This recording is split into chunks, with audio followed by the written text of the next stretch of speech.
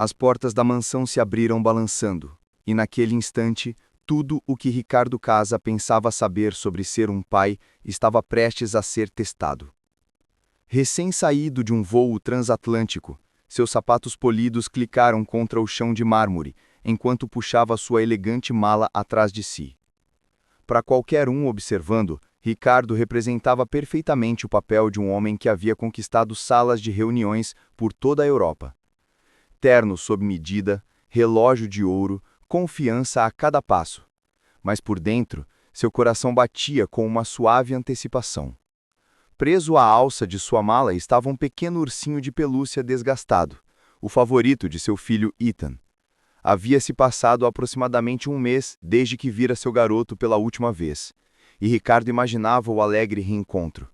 Ethan correndo em seus braços, risadas ecoando pelos corredores, a promessa de tempo recuperado.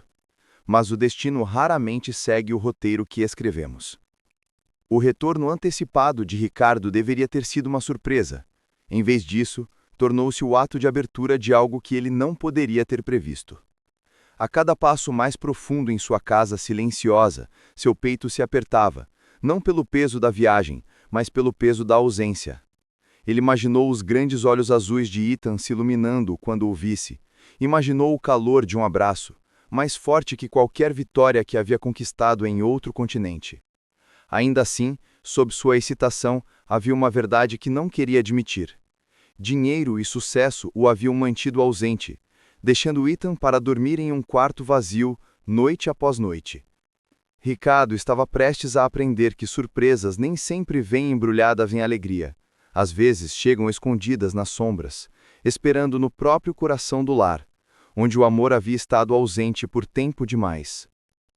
Os passos de Ricardo desaceleraram quando chegou à porta da cozinha, sua mão ainda descansando sobre o ursinho de pelúcia preso à sua mala. O que esperava encontrar era silêncio, talvez o suave zumbido da geladeira ou o aroma de um jantar tardio. Em vez disso, a visão diante dele o enraizou no chão. No balcão estava uma jovem mulher negra que ele não reconhecia. Seu avental cinza amarrotado, seus ombros tremendo como se o peso do mundo pressionasse sobre eles. Seu rosto estava virado para o lado, mas o som de seus soluços abafados preenchia a sala como um segredo que não podia mais ser contido.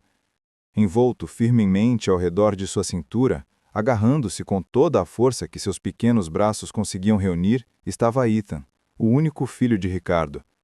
As bochechas do menino estavam manchadas, seus olhos vermelhos de tanto chorar, e seus pequenos dedos se cravavam no tecido do avental da mulher como se ela fosse o último lugar seguro na terra. Ethan não estava apenas abraçando-a. Ele estava se agarrando para salvar a vida. Ethan, Ricardo disse abruptamente, sua voz tremendo mais de confusão que de raiva, mas nem a criança nem a cuidadora se viraram no primeiro momento.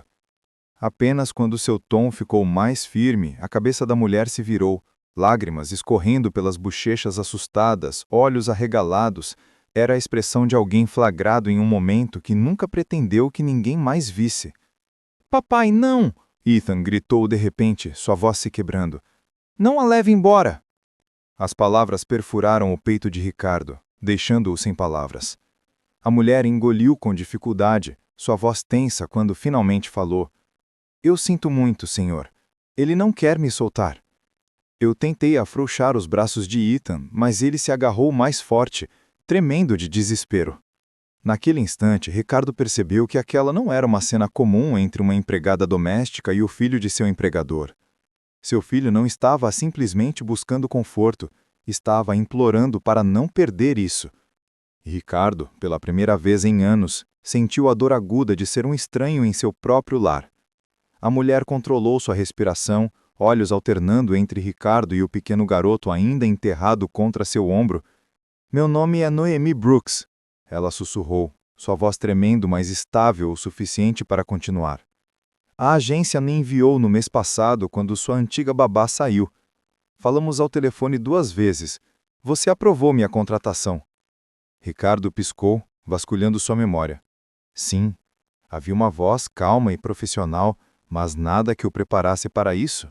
Nada que explicasse por que seu filho estava se agarrando a ela como se fosse sua salvação. Noemi acariciou suavemente as costas de Ethan, suas próprias lágrimas se recusando a parar. Eu queimei o arroz mais cedo. É por isso que eu estava chorando, mas não por sua causa. Ela pausou, reunindo coragem para dizer as palavras que pesavam em seu peito. É porque Ethan me disse que desejava que eu fosse sua mamãe. A cozinha caiu em silêncio, o chiado de uma panela esquecida no fogão sendo o único som. A mandíbula de Ricardo se contraiu, as palavras atingindo mais fundo do que ele podia demonstrar. Ele olhou para Ethan, cujas pequenas mãos tremiam enquanto se agarravam mais forte ao avental de Noemi. Eu não pedi por isso, Noemi acrescentou rapidamente, sua voz se quebrando. Eu não tentei tomar o lugar de ninguém, mas ele tem pesadelos. Toda noite ele grita por alguém, qualquer um. E não há ninguém além de mim. Eu o seguro, canto para ele, fico com ele até que ele consiga respirar de novo. Ricardo sentiu seu peito desabar. Semanas de dias de trabalho de 18 horas, reuniões intermináveis e negócios destinados a garantir o futuro de Ethan, de repente pareciam vazios. Ele lembrou de uma mensagem de sua antiga babá sobre Ethan chorando durante o sono, mas havia ignorado isso como uma fase. Olhando agora para os olhos inchados de seu filho e o rosto cru e marcado de lágrimas de Noemi, Ricardo entendeu que isso não era uma fase, era solidão. E em sua ausência, uma estranha se tornou a única pessoa que fazia sua criança se sentir segura. A garganta de Ricardo se apertou enquanto assistia à cena se desenrolar diante dele. A pequena voz quebrada de Ethan cortou seus pensamentos, esfarrapada e desesperada. Ela me ajuda a respirar, papai. As palavras cortaram mais fundo que qualquer insulto em sala de reunião ou negócio fracassado jamais poderia. Por anos, Ricardo havia se convencido de que estava trabalhando para Ethan, construindo um império para que seu garoto nunca soubesse luta ou precisasse de nada. Mas, parado naquela cozinha, viu a verdade que se recusara a encarar. Dinheiro não podia espantar pesadelos, e contratos não podiam segurar uma criança durante a escuridão. Noemi olhou para baixo, limpando as bochechas com o dorso da mão. Eu não estou pedindo para ficar, disse suavemente, embora sua voz tremesse com algo não dito. Eu não entendi o quão profundo estava até ele dizer aquilo. Seu olhar piscou na direção de Ricardo, igualmente frágil e inflexível. Ele precisava de alguém, senhor Casa, e eu estava aqui. Pela primeira vez em sua vida, Ricardo sentiu as palavras escaparem dele, deixando apenas silêncio. Havia comandado andares inteiros de executivos, desmontado concorrentes com precisão afiada. Mas, agora, diante de uma criança chorando e uma mulher que mal conhecia, estava impotente. Sua imagem polida rachou quando a culpa se assentou pesada em seu peito. Havia imaginado este retorno para casa tão diferentemente. Um reencontro alegre, o Ethan correndo em seus braços, a foto perfeita de um pai devotado retornando de uma viagem bem-sucedida. Em vez disso, seu filho estava se agarrando ao abraço de outra pessoa, e Ricardo era o forasteiro. Eu pensei que estava fazendo a coisa certa, Ricardo murmurou, quase para si mesmo, sua voz crua, trabalhando, construindo algo para ele. Os olhos de Noemi se ergueram, firmes agora, suas palavras cortando limpa o ar. Dinheiro não abraça uma criança à noite, senhor Casa, não segura sua mão depois de um pesadelo ruim. E com isso, as paredes cuidadosamente construídas que Ricardo havia erguido ao redor de suas escolhas começaram a desmoronar. Ethan pressionou seu rosto mais fundo no lado de Noemi, seu pequeno voz abafada, mais urgente. Não a mande embora, papai! Por favor! A súplica desfez Ricardo por dentro. Havia retornado com presentes, convencido de que poderiam corrigir a distância, mas agora via como rasos eram esses gestos. Seu filho não estava implorando por brinquedos ou viagens, ou a promessa de um futuro mais brilhante. Estava implorando por presença, por amor que pudesse tocar. Ricardo abriu a boca, depois a fechou. As palavras ficaram presas como cascalho em sua garganta. Noemi, se recompondo, colocou sua mão suavemente sobre a cabeça de Ethan. Está tudo bem, querido, ela sussurrou, sua voz firme, mas suavizante. Eu não estou bravo, disse Ricardo rapidamente, sua voz cortando o silêncio pesado. Eu nunca poderia estar bravo com ele. Os olhos de Noemi se voltaram para ele, afiados e destemidos agora. Então, mostre a ele. Ele tem apenas 4 anos, não entende silêncio ou longas horas no escritório. Tudo o que ele sabe é que você vai embora e volta com presentes em vez de abraços. A verdade doeu. Ricardo havia acreditado que prover era o suficiente, que o império que construíra era amor em outra forma. Mas, parado ali, assistindo os pequenos ombros de Ethan tremerem, percebeu a falha nesse pensamento. Ethan não precisava de prova de fortuna, precisava de prova de amor. As mãos de Ricardo tremeram um pouco quando se estendeu. Ethan, disse suavemente, baixando sua voz para algo frágil e humano. Seu filho hesitou, se agarrando mais forte a Noemi. E nessa hesitação, Ricardo entendeu a profundidade da distância entre eles, uma distância que nenhuma quantia de dinheiro havia sido capaz de transpor. Ricardo ficou parado, seus braços abertos, inseguro se seu filho algum dia cruzaria a lacuna entre eles. O silêncio se estendeu, quebrado apenas pelo suave chiado da panela no fogão. Então, devagar, como uma criança testando a borda de uma piscina fria, Ethan se separou do lado de Noemi. Seus passos eram hesitantes, seu rosto marcado por lágrimas se ergueu cautelosamente na direção do pai.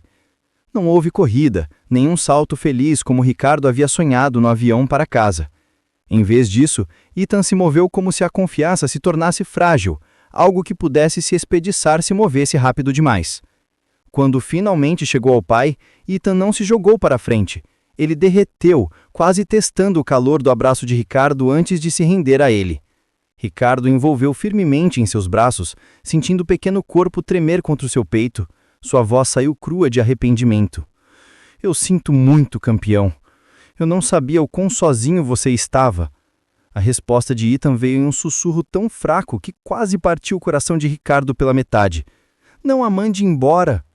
Ricardo olhou para Noemi então, seu aperto apertando ao redor do seu filho. Ela permaneceu imóvel, suas mãos torcendo o avental na cintura, lágrimas ameaçando novamente, mas dessa vez ela não as escondeu. Seu rosto lhe disse tudo, o quanto ela se importava, o quanto temia ser demitida, quanto de si mesma já havia dado.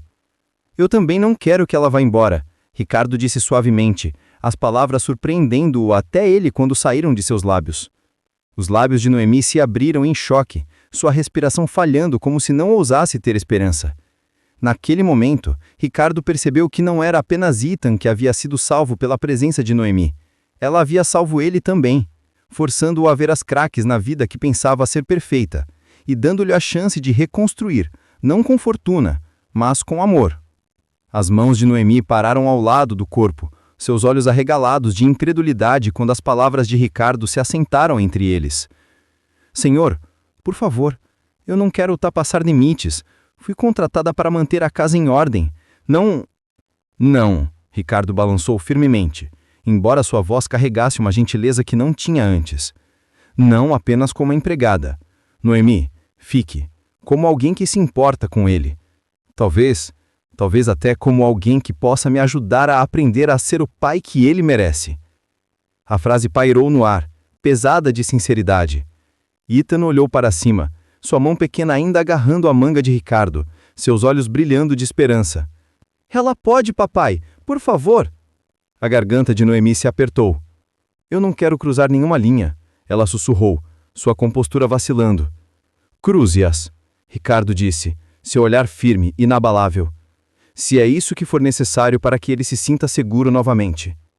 Pela primeira vez desde que Ricardo havia entrado na cozinha, um calor piscou entre as feições de Noemi. Não era um sorriso triunfante, mas algo mais gentil, uma aceitação cautelosa. Ela exalou lentamente, sua postura amolecendo como se estivesse prendendo a respiração há semanas. A panela no fogão borbulhou, o aroma fraco de arroz queimado enchendo a sala, mas ninguém se moveu para consertá-la. Não importava mais. O que importava era o pequeno garoto pressionado entre eles, seu batimento cardíaco desacelerando quando seu mundo, uma vez fraturado, começou a parecer inteiro novamente. Ricardo alcançou o ursinho de pelúcia que ainda estava preso à sua mala e o entregou a Ethan.